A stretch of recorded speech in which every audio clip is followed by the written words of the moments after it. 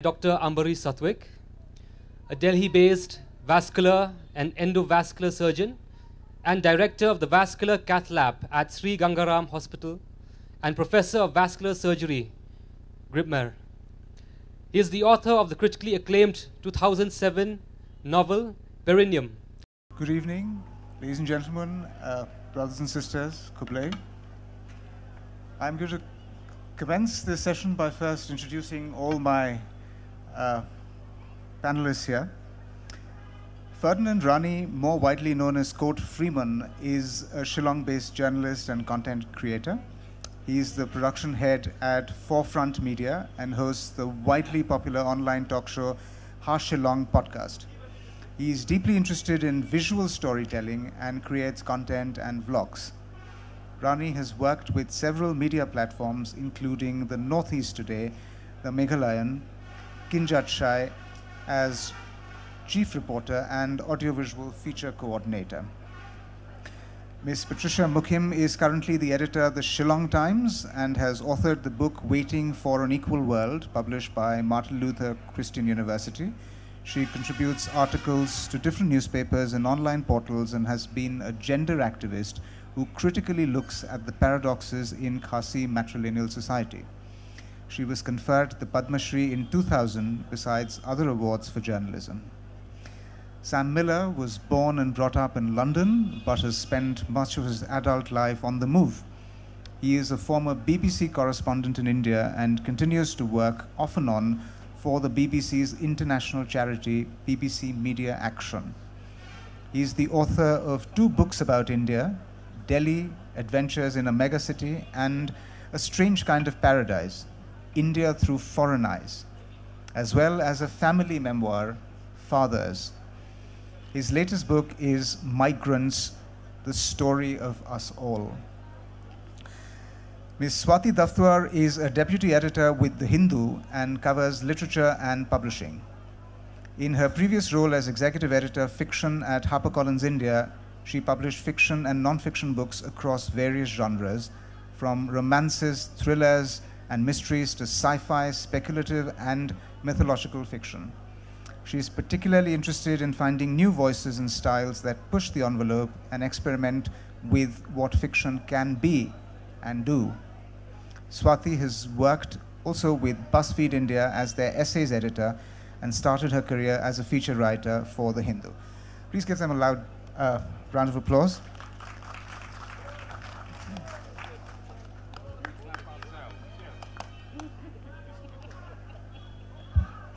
So,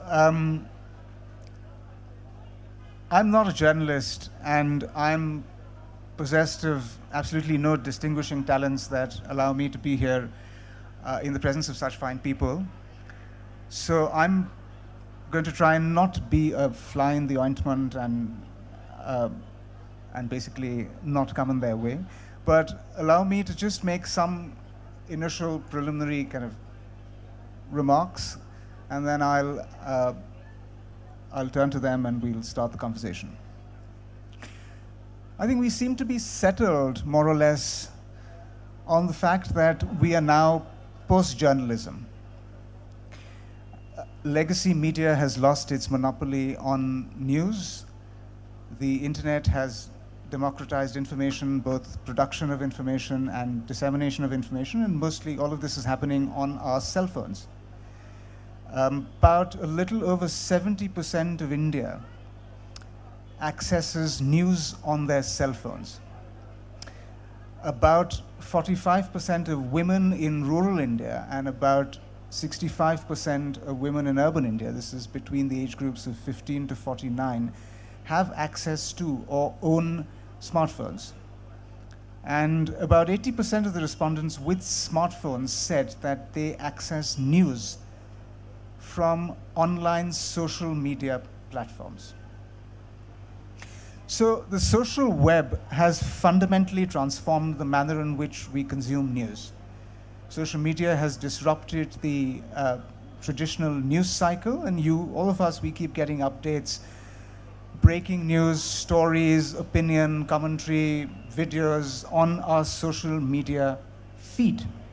That's what it has become. And this is put out not just by traditional media organizations, but also by individual users, regular people, citizen journalists. Regular people untrained in the conventions of journalism are now doing reportage. They're the ones who are giving us information. They're the ones who are standing in the tumult and documenting our lives and documenting our history as it unfolds before us. It's mainstream media that is actually doing the catching up. Look at the war in Gaza. It's unfolding on our cell phones. It's being captured by local Palestinians who are trapped in the war using their cell phones on stories and reels on Instagram. And some of these images, some of these videos are so intimate and so raw that it's just not possible for journalists to produce this kind of footage. In fact, many of these videos that you might have seen are so graphic that mainstream media would have considered it unfit for consumption. So we've reached a tipping point now where legacy media is competing with individual users for clicks, for the production of news. Sometimes individual users have far greater reach than news organizations. Take the instance of Motaz Azeza, the young man from Palestine who's documenting the war there. On 6th of October, before the war started, he had about 25,000 followers on Instagram. A month later now, he has about 15 million followers. That's almost as much as the New York Times has. So the challenge before anyone in the business of news is how do you make your product different from 1,000 other competitors? All of them are striving for attention, are striving for visibility. When everybody wants to do everything, reportage, opinion, news, podcasts, videos, what do you do differently? And so I'm going to turn to each one of them and ask them for their perspective in this kind of hyper-connected, hyper-linked digital world where information travels at the speed of light. What does it mean to do journalism? What does it mean to do reportage? And from your perspectives, I'd like to know from each of you about the new landscape of reportage and where do you locate the global and the local in it. We'll start with you, Ferdinand. Check. Thank you so much, Doctor, for the introduction. And firstly, I'm honored to be here among all the seasoned journalists here. And I feel like I'll be the youngest and also with the least experience when it comes to journalism here. Maybe because of the years that I've been exposed to journalism in the state. Yet I'm honored and I look forward to learn from all of the co-panelists here.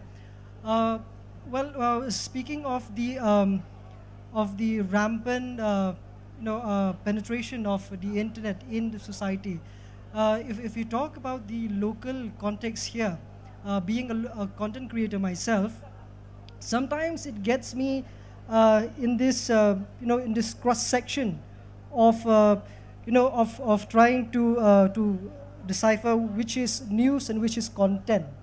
So and it is even more difficult for the people, for the audience to decide which one is media and which one is social media. I've heard most of my colleagues from the rural areas here in Meghalaya. People start mentioning them by social media people, not media people anymore. Because what they think of media now is whatever they find or whatever they receive on their phones. It could be via WhatsApp, it could be just a status, a WhatsApp status. And that is news to them, most of them. And one of the age groups that are largely impacted by this is, it's the middle-aged group people who are actually, very new towards the internet and who cannot really make a decision if this is media or this is just social media. And that has actually impacted a lot on the consumption of information, because whatever they see, that is the absolute truth. So whoever show it first, or maybe show it differently. That way, for them, it's like, this is it. This is what I need to know, and this is what the world is knowing. So, but unfortunately, most of these information are being shared by individuals, and maybe individuals with a special skill or talent to compile a video footage or maybe a content in such a manner that it looks appealing, looks sensational, and that way it takes away the real information that needs to be given to the people. So from where I stand as a content creator and a journalist at the same time, it's hard to tell, because it's hard to tell how people are taking it. So the only thing that I can do as a journalist is to provide platforms, or maybe shows, and also this content to make people aware that what I do in this platform, in let's say in a social media platform, is something that is for entertainment consumption, so to say, and what I do from my news channel, that is for information. That is actually the real media. So I've come up, you had mentioned about the talk show Hush Along, which we are doing. So basically this is more of an interview, a one-to-one interview that we do with prominent people from the state. And that is also not really news, but actually giving people what they want to hear, but not really in a news setup, but in a more casual setup. So this is what I personally would do, trying to bring content, like valuable content for the people to consume, and for them to also know how to decide which one is news and which one is just content. Thank you. Ms. Mukhim, I have a couple of questions for you, but we'll come to that later. Thank you. If you look around you here, everyone has a cell phone. Everyone is capturing something, disseminating something, and it travels far and wide. And the beauty, or rather, I don't know what you call it. I don't think it is. It's negative. I don't look at it in a negative way as a news person. Is that everywhere you go, your reputation precedes you. People know you, and they say they follow you. So in a sense, I think it's good that many more people are getting information. But what information they get is the question. Because what the media does is it edits out parts that are not good for public consumption. It takes away a lot of emotions from a conflict. I don't know whether that's good or bad, because I think a certain amount of emotion also creates empathy in the listener, in the audience. But in the legacy media, we take all that out. And that is, again, the beauty of videographers. They can take things as they are to the people. This is what the reporter from Israel is doing. So I think it's a bit dangerous, though, when it comes to conflict, because it depends what lenses you are using to report that conflict. If we are looking at Manipur, it's a completely divided state between the hills and the valleys and the valley. So anyone who reports from the valley, any newspaper from the valley, is only giving the views of people from the valley. The hills are completely blacked out. So do we want that kind of media? And how do people outside of that state get to know the truth? We know that journalists have been transported there. They have been parachuted there. It takes a long time for those journalists to first understand the nuances of the conflict before they report.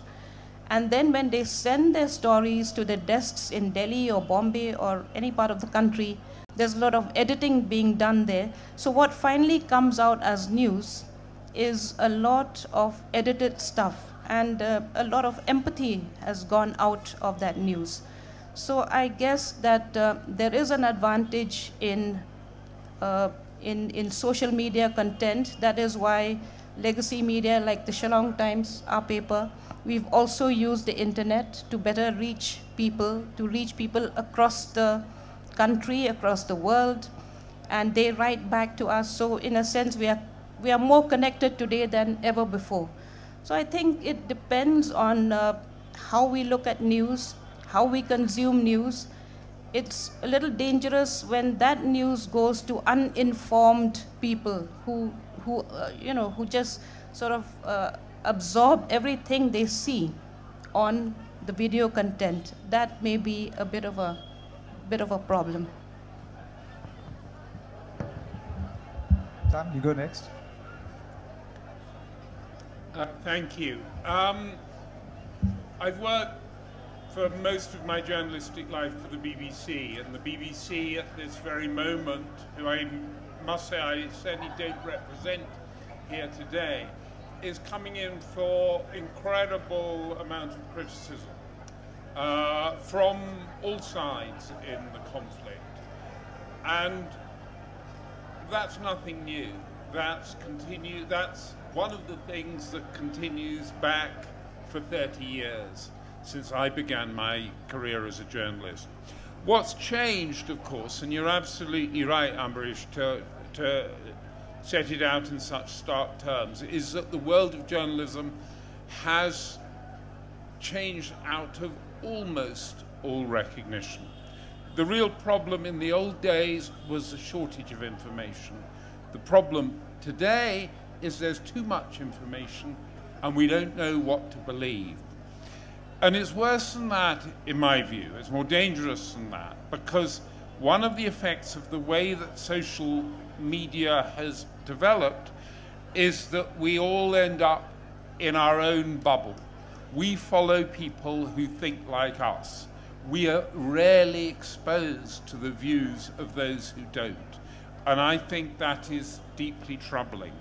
But I do think it leaves space for traditional media. It's something I know that the BBC has tried to do, and tried to do in two ways. One is to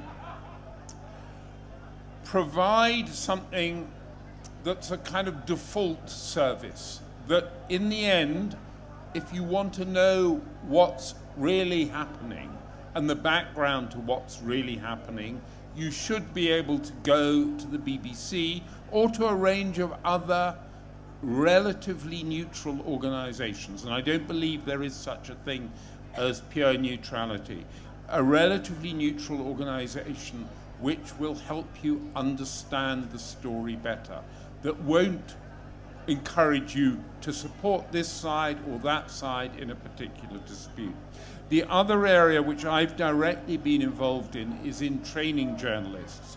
And there the word journalists is being used incredibly widely, much more widely than we've ever done so. So I've worked a lot in Sierra Leone and in Indonesia recently, and part of the work there has been training social media influencers, the most popular Instagrammers, Facebook people, the most popular people who do TikTok in the case of Indonesia, and working with them so that they can think about themselves as journalists, to give them a bit of training in what we've all done, so that it's less likely to be just spinning out of control and putting up material which can cause really great damage if it's inaccurate or inflammatory. So I think there is a role, a continuing role for the traditional media, but it's clearly much smaller and it's clearly very different from the one that we've seen till now. Ms. Daftuar? Hi, everyone. I think mine will be a slightly discordant note here, because I am, as a journalist, I've never reported on news. I've covered books and literature and publishing, and I think a lot of what my fellow panelists have talked about, part of it does have a lot to do with reporting on books and literature. Essentially, 14 years ago, when I started my career, there was very little of social media, especially around books. There weren't, what we call bookstagrammers now. We didn't have essentially what are citizen journalists for books, right? Like people who have created the entire social media personalities around what they're reading. which meant that a lot of what was being covered in literature and publishing was coming from legacy media, from traditional media. And the space for books was much smaller. So essentially we had just a few inches of space to fill in paper, and books traditionally have always gotten the short end of the stick when coverage is concerned. So we would handpick and we would be very selective on what to report on, what to cover. So actually social media, as a reader, I feel like social media has been a wonderful part of books coverage and publishing and literature coverage. It's essentially opened up the world, made discoverability and accessibility easier. It's easier to find out about new books now. But on the flip side of things, it's also made the traditional media, journalists who are in traditional media reporting on books and publishing, think more deeply about what they should be writing about.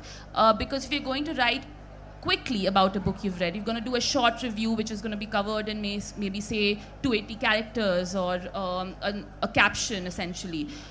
It's a different kind of reporting, which means that now we are, at least, the conversations that we have about what to report on, what to cover, has to go deeper. We have to ask more questions. We have to do what maybe isn't being done so much on digital media, maybe think more deeply about the kind of books we want to cover, the kind of socio-cultural context that we want to talk about when it comes to books and reporting around books. But at the same time, we have to constantly ask ourselves how to use that material but make it more palatable for the audience that's so used to quick content. So actually, even in books and publishing, the conversations have changed over time. Some of it is good, some of it has allowed for more coverage, and some of it has actually pushed us as journalists to kind of think about the different ways in which we can talk about literature. I would like to add, I mean, as I have also been briefly in BuzzFeed India, and one of the things that we used to do a lot there, which I think is a very good example of how it can be, how you have to kind of walk that line, is we would always talk about issues which were larger, more impactful. I remember talking about this article we wanted to do about how Ladakh, being a tourist destination, has become, the trash and the way the tourists have been treating Ladakh, the way it's been destroying the environment there. But we needed to give it something that would make it clickbaity. So the headline that I remember they came up with was "How 3 Idiots Ruined Ladakh." Now, if you read the article, it was a long-form piece on much more. I mean, there were facts and statistics and numbers there, but the headline was immediately grabbing the younger crowd, the people. And back then, 3 Idiots was, in conversation. So we were essentially mixing and matching what would work for the audience with what we as journalists wanted to talk about. So that line, that fine line you have to walk to keep yourself talking about things that are relevant and important, and you need to talk about them, but at the same time making sure you kind of stay with the game, or with the language that is being spoken, of that age. That I think is important, and I think that's been part of a lot of what we are doing as people reporting on books and publishing also. So yeah, I think that's. Well, so. You mentioned the scourge of clickbait, and a lot of media organizations have had to kind of re-engineer the manner in which they lay out their news to make it clickbaity. And I don't think they should be. I mean, you shouldn't begrudge them for doing that, because if you have to survive, if you're scrolling on your phone, you just have about that 0.5 second to grab someone's eyeballs and suck them in, and sometimes exploit what's known as the curiosity gap. But would you say respected newsrooms are also doing that? Should they be doing that? Would Shillong Times ever consider using a clickbaity headline? Look, we are all selling content at the end of the day, and I'd be naive to deny that we need to push our content. We need to make our headlines better, more eye-catching. So yeah, we are all clickbaiting in one way or the other, and we do that even on our own social media platforms. I'd like to just very briefly ask the audience, how do you access your news on your cell phones? Do you go to a website, whatever, your favorite newspaper or news channel website, or do you just rely on your social media stream to give you news? Would you raise your hands for all individuals who actually go to news websites? I take it the others are looking at their phones. Are looking at their phones.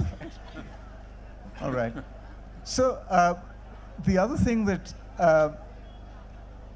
yes, I mean, attention is the new oil, and everyone's trying to mine it, and it's important because you might write the best essay, you might write the best long-form piece, but if you don't, if it's not visible, it's of no use. It's not going to go anywhere. So the question is, how do you convert this product into effectively a meme that people will share, that your friends will share, so that it shows up on your feed, and then more and more people can see it. But to just take on a point that Sam alluded to, that which is information overload, and I'd like to bring you in, Ferdinand, as well, and all of you, in fact. Look, we didn't evolve to have, our brains didn't evolve to have so much information. I mean, our brains evolved to kind of survive on the savannah and, basically run away from predators. And we still, our ability to absorb information is not much different from what our Stone Age ancestors would have had. And suddenly you find yourselves in this kind of wonderland with this kind of data smog and this data glut and this information overload. What do you think it's doing to us? And you're in the thick of this because you're in the world of content creation and social media. What do you think? Is it making us dysfunctional? Is it affecting our brains? Is it leading to a dysregulated environment? And I'd like all of you to come in and give your views here. We need a doctor's view on that as well. I think you would be the best person to answer that. But I'm taking a personal example. If we look at our screen, let's say, I mean, I believe everyone here knows that your cell phone can tell how much are you spending, whether on social media and all the things that are showing on your cell phone. So on an average, from the people that I've come across, whenever I ask them how much time do you take, do you spend on your cell phone, on an average between 3 to 4 hours in a day. That includes social media. I mean, most of it is social media. So if we have 4 hours, let's say, looking at a cell phone, let's say doing nothing but just looking at a cell phone and then processing all the information, from where I stand, if I look at it, let's say 50 years down the line, I think the first thing that would affect us, impact us, will be our eyes, and then maybe the way that our thinking process of how we take information and the attention span of the people at large. Because it seems that even for example, we have Instagram Reels now, we have YouTube Shorts now, which with just 60 seconds or 90 seconds. So what does this tell? It tells that people, the attention grab of the people, of human beings now, are shortened, which means too much information or a lengthy information difficult in the years to come. So what do we put out there, and how much we put out there? I think that will be a bigger question for us as journalists going forward. I'm actually not sure whether my left brain or my right brain is affected the most. Because I think we also invest emotions in what we read. It's not as if we look at a piece of news and we just pass through it. We invest a lot of emotions, especially when we feel connected to an issue. For instance, from the 3rd of May, when we heard of this Manipur conflict, I'm sorry to come back to that again and again, one got involved with it as a media person, but then you also had friends and confidants in both the hill and the valley. And it affected my sleep considerably.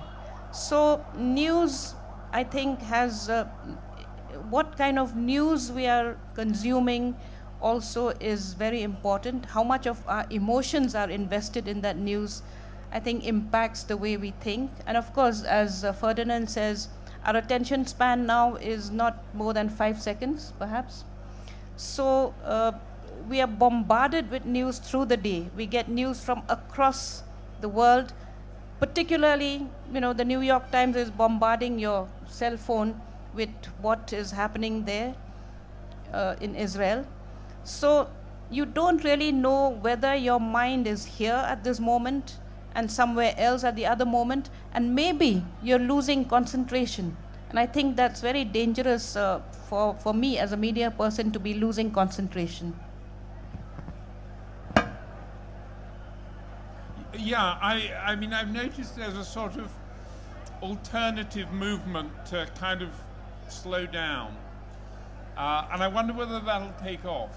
I hope so, in a way, because I think huge numbers of us, as we've just heard from my colleagues, and I know from talking to friends, struggle with concentration. And it's like we need to find new ways of finding concentration.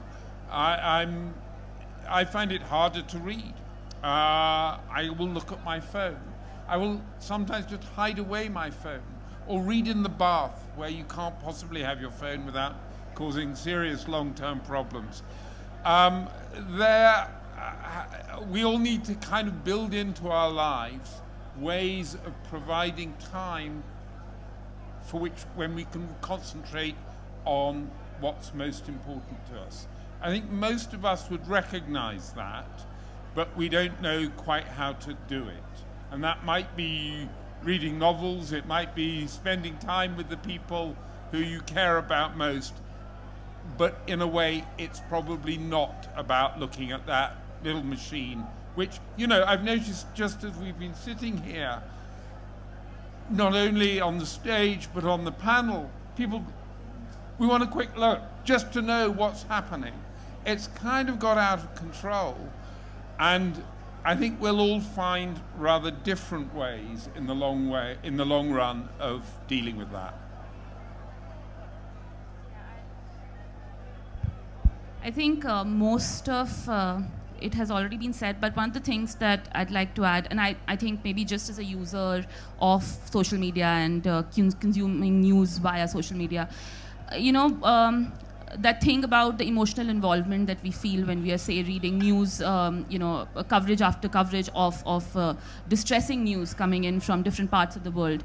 The other thing that social media has also done is made our emotional responses so dependent on it that our distress comes from social media, and then the way we want to heal from it is also social media. So you get to cherry pick what you want to look at, and the moment you want to switch how you're feeling, it's actually equally easy to distract yourself on social media from news. So you don't stay with anything long enough, you don't sit with anything long enough, because at one moment, say, you're posting about how terrible what's happening, say, in Palestine is, and the next moment, I find myself doing it all the time, and the next moment you're probably looking at a video of something that you like, maybe a dog video or whatever it is that cheers you up. And immediately that emotion that bubbled up gets suppressed that quickly. And I don't know if, since I started consuming social media, way more than 4 hours, I'd say, I'm pretty sure my digital well-being is going to be off the charts, but I've realized nothing stays long enough to really, unless you choose to, that also is a choice, unless you choose to stay with something long enough. It's so easy now to quickly consume, feel, move on, feel about something else, consume something else. I think that, I don't know what it's done to our brain chemistry, but it must be something, because I don't remember being consistently upset about something where something else has immediately grabbed my attention and I'm upset about that. Or sometimes even choosing to block certain kind of news so I don't feel enough about that particular thing that's moving so much. Yeah. The sorry, yeah, you want to ask something?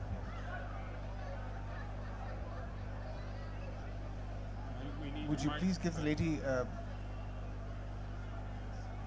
I think they've got it. Thank you. This is regarding the dysfunctionality of usage. I know we are talking of media and social media, but I just, since I'm a doctor, and I have been working on this, and I have found that adults have been using around 4 to 5 hours of, as you have mentioned, and even children are using 4 to 5 hours. So what I do is, when I try to find out what is the interaction time between the parent and the child, then I find that it's almost about 8 hours they are not talking.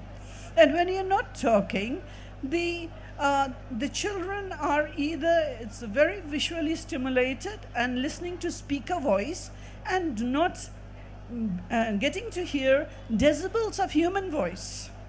And what is happening is the next generation is going to lose speech, because as a pediatrician, and my work has been on 30 years on autism, and I find that there has been speech delay, and people are not coming with symptoms of autism now. They are very intelligent children, precociously doing things earlier, but they cannot speak and they cannot socially relate.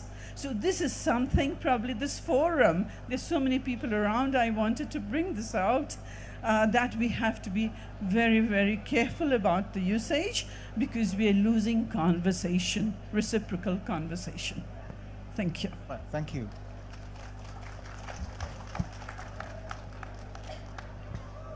Also, I think there is the problem of the algorithm, which is that if you are reading a particular kind of story, or you're reading a particular kind of opinion, and you click on that, the algorithm is trained to supply similar kind of material to you. And therefore you enter, as Sam had mentioned, a kind of filter bubble, and there's absolutely no exposure to any kind of diverse opinion. How does one rectify that? Do you think that's a problem? Because, it's perhaps part of the reason why there's utter polarization, because there's absolutely no exposure to any contrary point of view. Do you think this needs to be remedied? And if you do, then how do you think one should do this? I think at the beginning of the digital age, and I was very much involved with the BBC at the time, going online, getting our first programs up there, I thought it was all brilliant. I thought this was the beginning of a new age of freedom, because everyone can do news, everyone can do everything. And in principle, I was right, but in practice, I was entirely wrong. Because of this, the algorithm effect, as you were suggesting, this fact that we tend to exist in bubbles that reflect our own existing viewpoints and often make them more extreme. They polarize us further. And in the absence of other platforms where we mix with people with different views to ourselves, it's probably a good reason for lit fests, because we do, then we're in trouble. The answers are technical. Can we get these algorithms changed? I can't possibly answer that question, but I think it's an issue that will come up more and more. But I think it's also about critically the education of our children and what happens next, and that we put much greater effort into critical thinking and ways of thinking that enable you to understand what people who are different from you might think. And that critical skill to being able to imagine what it's like to be someone else, someone who is different from you, which I think is core to what I learned years ago in journalism, is all the more critical than it ever was. How we get there, I don't know, but I do think education plays a key role in it. Right. And if I might ask you, there's been a movement in many countries to actually try and legislate the interaction between intermediaries and news organizations. So Canada just passed a law a few months back, I think even Australia passed a law, wherein if you are a tech company or an intermediary and a bit of news shows up on your platform, you have to compensate the news organization. So for instance, let's say you're using Instagram to give out news, local news. And if there were to be a piece of legislation in India which says that Instagram should pay you, because Instagram is showing your content, it should pay you to put that content out there. What's happening in Canada and Australia and other countries where this piece of law has come into effect, is that they're just blocking any news content on social media. So it would put you in a situation where you will not be able to leverage the mechanics of social media, of the social web, to put out news content. How do you think you will function if this were to happen? Because this kind of clamping activity is increasingly, in a sweeping manner, coming across, and there's some evidence that this might even creep up in our country. I think if there's a law as such, it would benefit, because that way we will be able to, put a clear distinction between what is news and what is just media or what is just social media and entertainment. But sadly, I'm not sure how far that's going to be practical with the population here. Take for instance, we have 462 million, give or take, YouTube users here in India, which is the highest in the world. I'm not sure if a decentralized network such as YouTube will function differently in a country which has so much of users. So I think that having a law will be good, but in a way, I think like Sam said here, we need to educate more. We need to actually educate our people more. From what I see, even our society now are being shaped by, so sad to say, by the comment section in the internet. Let's say if we see a news item on the internet, and let's say if there's a lot of so to say negative comments, or any comments for that matter, which is highly dominated than the other. So stakeholders who are involved in the dialogue, of the issue, would be pressurized to take certain decision, not because what the news said, but what the comments are saying. So that is even even scarier. So yes, I feel that way, if we have such a law, it would help us rectify, as you had put it. But I think going forward, more than the law, I think we will need education. We need people, we need organizations that would come forward and then teach people, teach the younger generation, teach them how to, to make that distinction about what is good for you and what is not. And maybe, okay, let's say YouTube now has YouTube Kids and the other platforms that try to,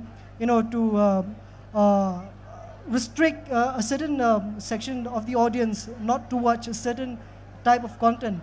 Yet, we still need education in our society. Our people still need to be educated.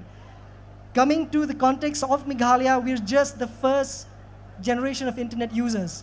And now, like I mentioned earlier, the middle-aged people are the worst affected people, are the worst affected lot, because they don't know how to take decisions. And most of them are uneducated.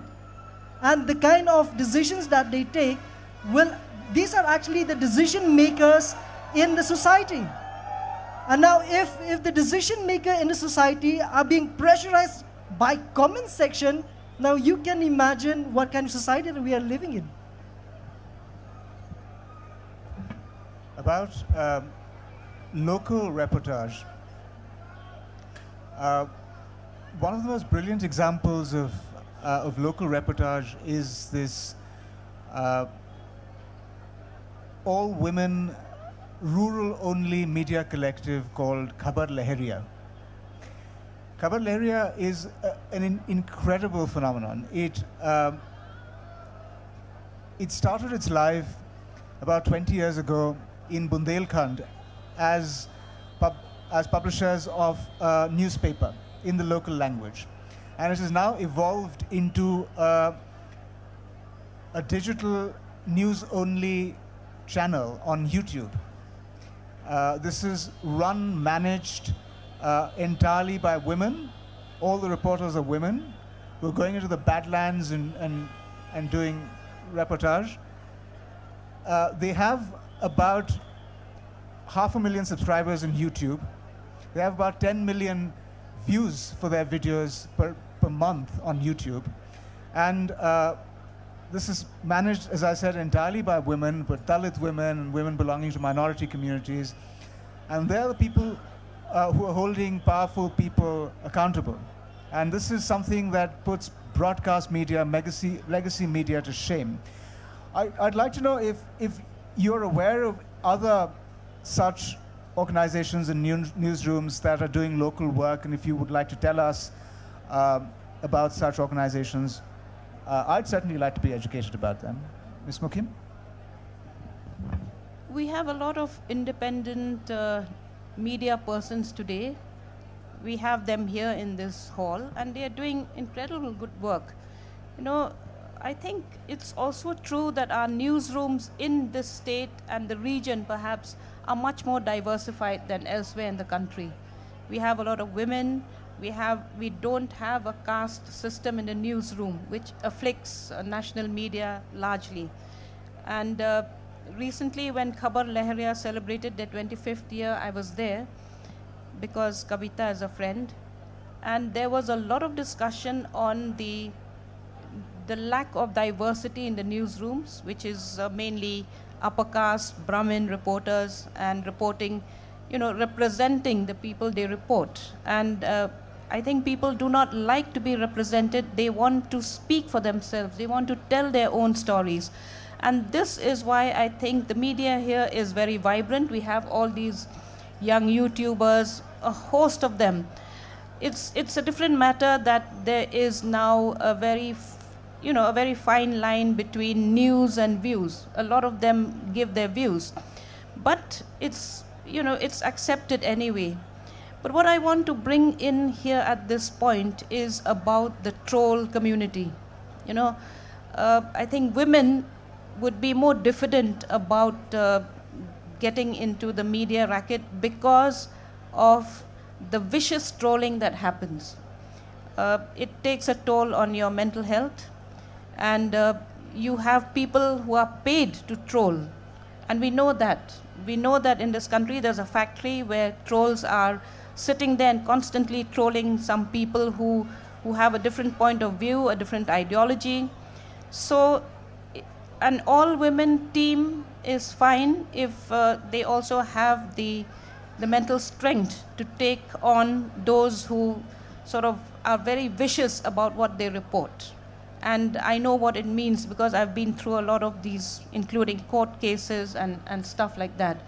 So being in the media is not exactly cakewalk. There's a lot that you're responsible for. And responsible journalism is what we are looking at as legacy media. I'm not sure that YouTubers exercise the same kind of responsible reportage. I'm not very sure of that. I'm sure somebody like Ferdinand, who is much more educated, might be doing that. But somebody in the rural areas who owns a mobile phone and tries to give out news, in one sense, it's good that we do not have a rural-urban divide too much as far as news is concerned. But the kind of content that comes from there is something that we need to be really critical about. Ms. Daftuar, in our earlier communication, you used a line which was quite cryptic, and I want you to elaborate. You said that local reporting on books can help disseminating them globally. What does that mean? So I think one of the things that, at least when you're talking about books that are being published, the Indian frontlist titles, essentially what we publish here. A lot of it doesn't see reportage globally. A lot of voices that come out of India are not, they don't reach readership outside the country. A lot of the reporting on books, for us also today, as Indian English mainstream media, we are also actually talking a lot about books that are published internationally. So we actually end up reporting locally a lot of international writing and international publishing. I think one of the things that we can actually push for more than we already do is talking more about the literature and the voices that come out of India, and how we can manage to make that reach an international audience, because there is an audience for that there.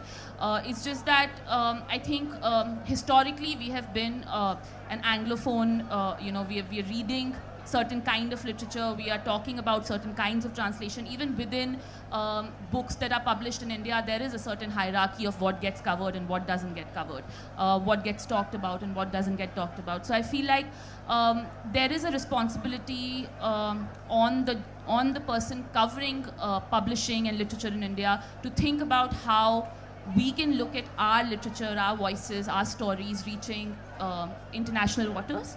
And not just for books that are winning prizes, not just for books that are getting shortlisted, but writing that's coming out from communities and places that maybe even say the North, even a Delhi-centric sort of publishing industry is not hearing about. So maybe that kind of actual footwork and research behind book reporting and literary reporting is an important part of the responsibility that books journalist has. We have a couple of minutes, so let's throw this open. Gentlemen, yeah. Yeah, very interesting topic that you touched on. And one of the things I've noticed in this country is the Northeast is not covered. Let's be very honest. Even as a young boy till today, I tell people that thanks to Manipur. Why? Because now they know that there's such a thing called a mighty, and then there's the cookies. People are still too low.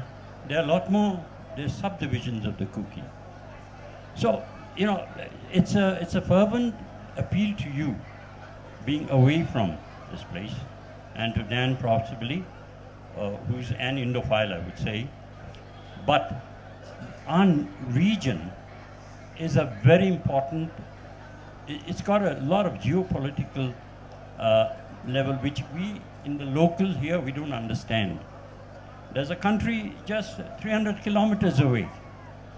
I've been to those borders, and the kind of coverage that we need to get outside, not forget New York and all that. We need to get it to Bhopal, to Delhi, to Chennai. That we may look different, but we are the same. That our weaves tell a story. These are things which I think the national media need to pick up. That's a little comment, and if anybody, I'd like your opinion on that.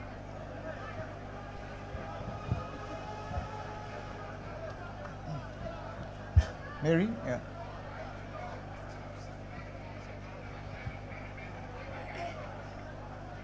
Okay, hi. Okay, thank you. So you talked a lot about information overload and emotion overload. So it brought to mind something that happens a lot to people like me in the healthcare industry who work with patients. When we're too bombarded with emotions, we tend to just close ourselves off. So we become fatigued by our emotions basically, and we just close ourselves off. So how do you as journalists deal with that apathy that you might feel from being overloaded with emotions or overloaded with information?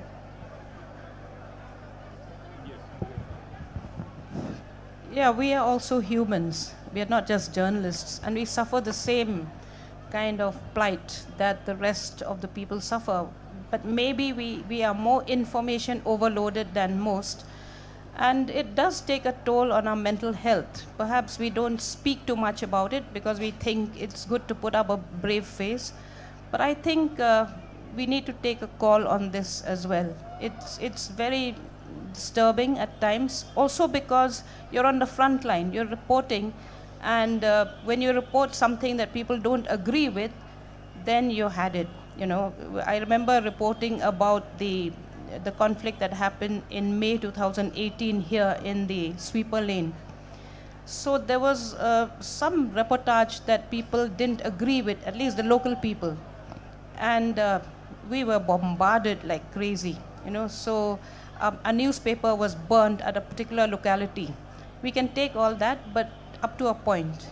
So yeah, we are also candidates for mental health problems. It's not about news dissemination or bombardment of information are there already, you know. But more than right now, I feel like as a journalist, I'm sure you will feel the sense of responsibilities for to be on the other side and thinking how to counter-react, and what kind of conversation that you are having among your colleagues, what kind of conversation, what kind of dialogues that you are having within yourself to counter-react that, you know. Did you understand the questions, or not quite? What in terms of the emotions we feel as reporters? No, right now we are getting the informations and the news are there, like lots of information, and then we need to kind of navigate through it as a readership, as a viewership. We need to navigate through it, you know. And you being there as a journalist, you can put yourself on the shoes of the viewership and readership. How do we need to go through it? How do we need to navigate through it? Like, do you have this kind of conversation among the colleague to, you know, as you said, Sam, about the education? Okay. You know? Yeah. So I mean, yes, everyone who said we are human beings, reporters are human beings. We feel things, we take sides. We feel things, we care about particular disputes, we take sides, but in my training, when we went to the BBC, when we stepped through those doors, we didn't show that. I didn't know how my colleagues thought on a particular issue. It was almost taboo to give an opinion. Different media organizations work in different ways, and there are others where it's perfectly normal to do the opposite. That happens to be the way the BBC worked, and still more than normally does work. I think when there's a major crisis, some of that breaks down. I still hold that as a good example, as a kind of standard of journalism, which is very important. And I think it will help us with what I described almost at the beginning, which is a legacy role for the legacy media, which is the point of last support for someone trying to make sense of a story. That we're so swayed by the stuff that comes to us, and we should know that we are. How can we work out where that stands in the kind of spectrum of news and in the spectrum of the views of other people. And I feel that very strongly at the moment with the Palestine-Israel situation. I have very strong personal views on that. But I know the moment I, as a reporter, have to do something on it, I have to set those aside. That is journalistic professionalism. And it's hard. It can be really hard sometimes. But I do think it's still very important, and it's important that there are some journalistic organizations that continue to do that. Right, we have just time for one final question, and then we'll... So in the context of a literary festival, I want to address this question, especially to our two people, Kongpat and Ferdinand from Shillong, Meghalaya, about what you think about cultural reporting. How even in terms of your own platforms, is it critical enough? So you know, for example, it's the Shillong Literary Festival. Should it be covered as a festival? Should it be covered from the point of view of books and writing? What are some of the challenges? What are the ways in which it's being done? What do you think? It's a big challenge for me. We have our correspondent here. She basically has to cover everything from 11 a.m. and then she comes up with about 1,300 words. Now we don't have that kind of space. So we really have to filter a lot of stuff and put in things we believe are much more critical for the readers to understand. So there are a lot of filters, you know, all the way. Because we will need a separate page to encompass this 3-day Lit Fest. And that we can accommodate in our Sunday page. But as a news reportage, we just have to look at the key events of the day. Yeah. And we can't talk too much of culture or literature in a news reportage. From where I stand, I feel like culture is very important to a society. And like Pat just mentioned, the problem with our reporters here in Meghalaya is that we cover everything and anything under the sun, because we don't have beats. I mean, the same reporter who reports on festivals, the same reporter who reports on sports and music and everything else. So we are short in manpower, we are short in so many things, and our press fraternity are underpaid in so many ways. So I feel like, you know, most of our people from the press fraternity here, we need a recognition, we need, we need to be noticed, because unless we get that recognition, we will not be able to actually deliver and execute. I'm not saying that we don't do that at the moment. Yes, we do. We're giving everything. But like Kong Pat said, when it comes to festival, when it comes to a niche content as such, it'll be very difficult for someone who does everything at the same time to give a special report, let's say, on a particular subject or maybe a culture. But what I feel is, personally, is culture is very important. And as an organization right now, we are trying to put culture ahead of everything else. So I'm not just talking about the local culture here, just Khasi culture, but also the literature culture, let's say, for example, or maybe the festival culture, or maybe the sports culture, and anything as such. So we try to be as niche as possible, but also giving that essence of information, the essence of news in it. So that way, it will also contribute to the community, and it will also help us as journalists to actually learn more and also get to connect with the people more. Thank you. I want to say something more here. We've had Abha sitting here all the 3 days from the morning, and that is because we could spare her. But most of the other newspapers, news channels cannot send their reporters for the day. You know, so they come for a particular session and they go back and report that. Personally, yesterday I was very touched by Professor Sanjoy Mukherjee's panel discussion on his book. And I, you know, if I wasn't objective enough, I would have gone back and written only that. but then you realized that there were other aspects of the festival that you needed to cover.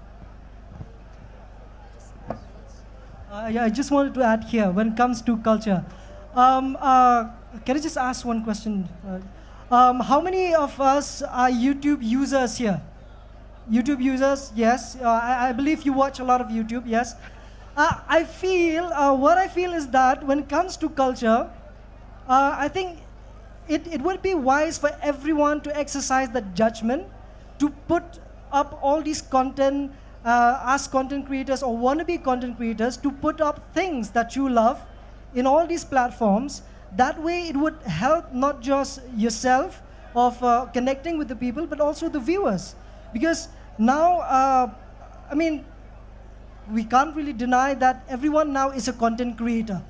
Because everyone who has YouTube, who has access to YouTube, also have an access to putting up content on the YouTube channel. So I believe when it comes to culture, I believe everyone has a responsibility to share something through their platforms, and that will actually enrich the social media platform. That will actually enrich the kind of content that that people consume from one day to the other. Yeah, thank you. Right. So unfortunately, that's all the time we have.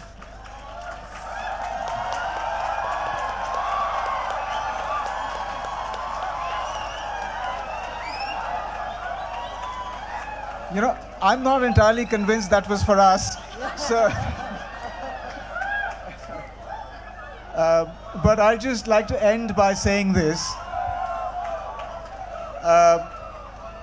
As you enter through the doors of the Columbia School of Journalism, there's a bust of Joseph Pulitzer, and right next to it is a plaque which has a quotation by Pulitzer. It's a magnificent quotation. I can't possibly remember the whole thing, but effectively what it says is that our republic and its press will rise and fall together. A cynical, demagogic, and mercenary press will in time produce a people as base as itself. I think that's something to remember. And clearly also, journalism is something far too important to be left to journalists. All right, thank you all.